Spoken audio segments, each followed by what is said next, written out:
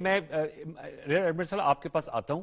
میں یہ جاننا آپ سے چاہوں گا کہ جو اسٹریٹ آف ہارموز ہے وہ اس وقت ناطقہ اس نے بند کیا ہوا ہے امریکہ کا, ٹو بی ویری فرینکلی.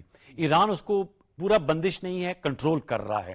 تھوڑا ہمارے ویورز کو بتائیے گا کہ یہ اسٹیٹ آف ہارموز جو ہے وہ اتنا کریٹیکل ہے اور یہ ایران کا اسٹرینگل ہولڈ ہے اس کے اوپر. تھوڑا سا اس حوالے سے بتائیں, کیونکہ پریزیڈنٹ ٹرمپ نے اسی کے الٹیمیٹم دیا ہوا ہے کہ اگر یہ اسٹیٹ آف ہارموز نہیں کھولتے مکمل طور پہ, اہم گزرگاہ ہے, تو ہم آپ کی توانائی کی تنصیبات پر حملہ آور ہو جائیں گے. جی بالکل. میرے خیال میں تھوڑا سا جو تناظر چل رہا تھا اس کے اگر میں کنٹینیو کروں تو میرے خیال میں اس وقت امریکہ ایک کمٹمنٹ ٹریپ میں آ چکا ہوا ہے. اور جیسے economic cost $1.25 billion per day ہے, لیکن میرے خیال میں اس وقت اس کی جنگ جاری رکھنے کی جو کاسٹ ہے وہ اس کی جنگ بند کرنے کی قیمت سے کہیں کم ہے.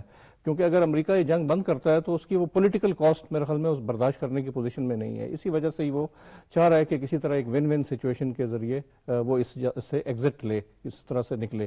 کیونکہ اس میں اس سے پیٹرو ڈالر کا مستقبل وابستہ ہے سب سے بڑا, کہ جو ایک عالمی نظام ہے, معاشی نظام, وہ اگر بدل گیا اس جنگ کی صورت میں, وہ سب سے بڑا ان کو خطرہ ہے. دوسرا ان کا جو ایک چائنا کے ساتھ جو ان کی گریٹ پاور اسٹرگل ہے, تو وہ تو اس سلسلے میں اب جیسے میں آبنائے ہرمز کی طرف آتا ہوں کہ یہ ایک اس کے لیے ایک عزت کا معاملہ ایک بن گیا ہے کہ اگر وہ اس کو نارملائز کروا سکا تو اس میں اس کی وکٹری ہے. ورنہ تو ایران پہ انہوں نے بمباری کر کے دیکھ لیا. بغیر کیے کیسے نارملائز کرے گا, سوال تو یہ ہے. جی بالکل بالکل. سوال تو یہ ہے کہ ایران نے تو ابھی اپنا ناطقہ بند کیا, ایک طرح سے انہوں نے گرفت ان کی بڑی مضبوط ہے. جی بالکل. اسی لیے ان کو دیکھیں اس وقت ایران کو تھریٹن کیا جا رہا ہے کہ آپ کی ہم جو اکنامک آپ کا جو لائف لائن ہے, جو کرگ آئلینڈ پہ جو ان کی جو تیل کی جو ایکسپورٹ کے جو ایک نوڈ ہے, تمام ایران کی جو آئل ہے وہ وہاں پہ جمع ہوتا ہے پائپ لائنز کے ذریعے, اور وہاں پہ بڑے بڑے تجارتی جہاز, کیونکہ وہ جزیرہ ہے ایران کے ساحل سے دور ہے, تو وہاں پہ بڑے جہاز لنگر انداز ہو سکتے ہیں اور وہ تیل لے کر پھر ایکسپورٹ کرتے ہیں. تو اسی لیے ایران کو یہ تھریٹ دیا جا رہا ہے, لیکن ایران بھی اس کی پیچھے اس بلف کو سمجھتا ہے,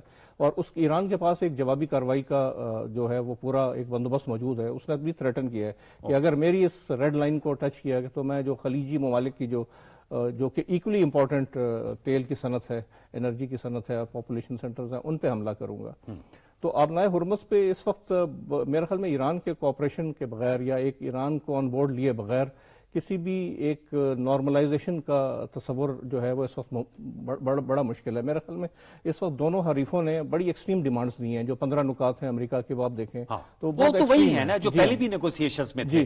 فرینکلی وہ جو سٹیو وٹکوف اور جیرارڈ کشنر صاحب مذاکرات کر رہے تھے تھرو عمان, یہی نکات ہی تھے آلموسٹ. آلموسٹ یہی تھے, لیکن اب وہ بالکل ان کی جزیات سامنے آ گئی ہیں کہ ان کے بیلسٹک میزائل کی کیپیبلٹی کو تباہ کرنا, نیوکلیئر کو تباہ کرنا, ان کے پراکسیز کی جو قوت ہے اس کو ختم کرنا. تو دیکھیں میرے خیال میں مذاکرات اس وقت بڑے کریٹیکل ہیں اور اس پہ پاکستان کا رول بہت اہم. میں حسن آپ سے ایک اور کروں گا, پھر میں ایڈمن ریٹائرڈ جاوید اقبال صاحب ہمارے ساتھ نشست کر رہے ہیں جو بریک سے قبل بھی ہمارے ساتھ موجود تھے.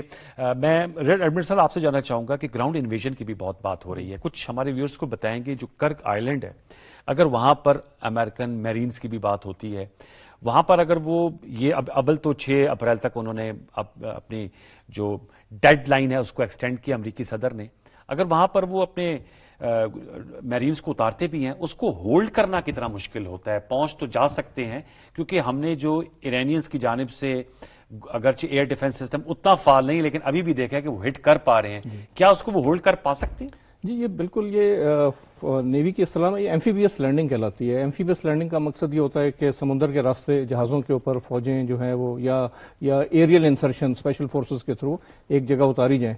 لیکن اس کے لیے 2 بہت بڑی ریکوائرمنٹس ہیں, سی کنٹرول اور ایئر سپیریورٹی. یعنی سمندر پہ آپ کا مکمل کنٹرول ہو, یعنی کوئی ایک کشتی بھی آپ کی مرضی کے بغیر نہ ہل سکے, اور اسی طرح کوئی ایک چڑیا بھی جو ہے وہ ہوا میں نہ اڑ سکے.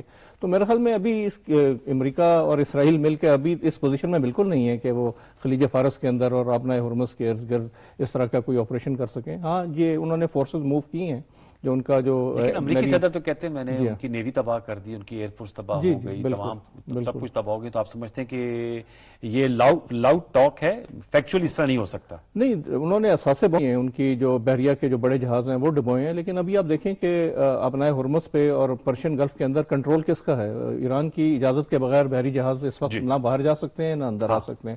آج ہی کی خبر تھی کہ ایک ایسا تجارتی جہاز جس نے جانے کی کوشش کی اور وہ پروٹوکول فالو نہیں کیے, اس پہ اٹیک ہوا اور اس کو تباہ کر دیا گیا.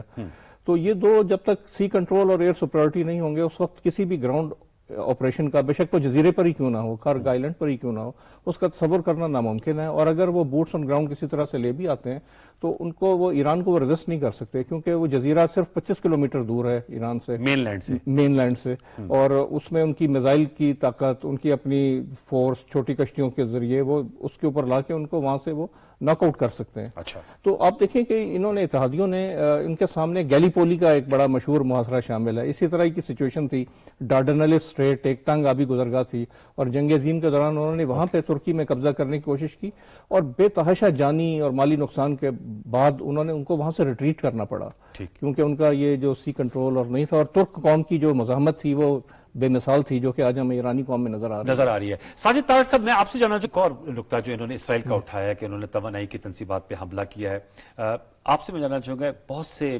दिफाई मुबस्सरीन और माहिरीन कह रहे हैं कि इसराइल को एक्सट्रीम स्टेप भी उठा सकते हैं फ्रस्ट्रेशन में, जैसे साजिद तारड़ साहब भी कह रहे हैं कि अमेरिका में ज़ाहिर बात है वहां पर भी मुनकसिम रहे, फ्रैंकली ये तो उनकी वॉर ऑफ चॉइस है ना, वॉर ऑफ चॉइस से लड़ रहे हैं ना, कोई इमीडिएट हमला तो ईरान अमेरिका पे नहीं कर रहा था। तो क्या इसराइल से आप हम तक कर सकते हैं कि वो कोई खतरनाक एक्शन भी ले सकता है, मतलब कि जो टारगेटेड आजकल जी इसमें ऑप्शन है न्यूक्लियर की? जी बिल्कुल, बहुत ये इसमें डिस्कशन हुई है, बहस हुई है उसमें, और इसमें मेरे ख्याल में अमेरिका को भी इस चीज का बड़ा क्रिटिकल एहसास है। आपने देखा कि दोनों ममालिक में एक डिफरेंस ऑफ ओपिनियन भी आया, दो तीन दफा ये आ चुका है, जिसमें प्रेसिडेंट ट्रंप ने ये कहा कि हमने इसराइल को मना किया था, उन्होंने फिर किया, और उन्होंने उसकी तनबीह की।